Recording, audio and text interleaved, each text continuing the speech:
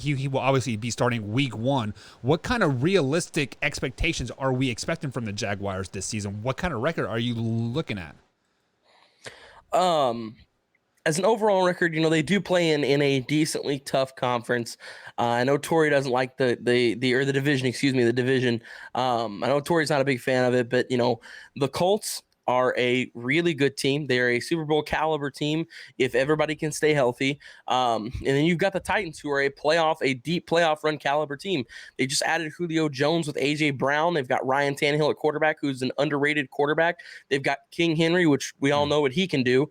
Great Yep. offensive line and a good defense backing them there. So on top of that, they play in a decently tough division with 2 contender teams. So I would say somewhere around, best case scenario, I'm going to say ceiling is somewhere around the 8-9 range. What? And I'm going to say floor is somewhere around the 4-13 range. So you're telling me that the Jacksonville Jaguars, everything goes right their way here in 2021. They'll get 9 wins. They're going to go from a 1-win team to an 8-win team? 8-win team. Yeah. Okay. Well, Wyatt, you are wrong many times here on the Man Hour, and you are wrong again tonight, because their ceiling this year, Wyatt, it's absolutely like 3 wins.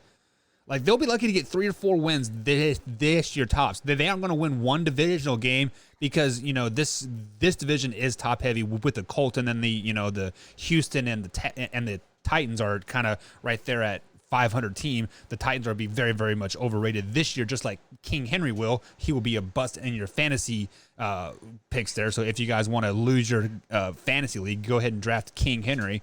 But with all that being said, I mean, three wins, I feel, Wyatt, is about where they're going to be. So you have weight. Like, you have 8 if everything goes correct, and I have 3 if everything goes correct. It would not surprise me if Trevor Lawrence taps out after week 7. He's like, oh man, my shoulders hurting because he did have off-season shoulder operation. I believe he repaired his rotator cuff, if I'm not mistaken on that. And when you start losing that, oh man, coach, I can't throw over 10 yards anymore. I better sit the season out. I'm your franchise guy. Garner Minshew, go ahead and in there and take a few reps, kid.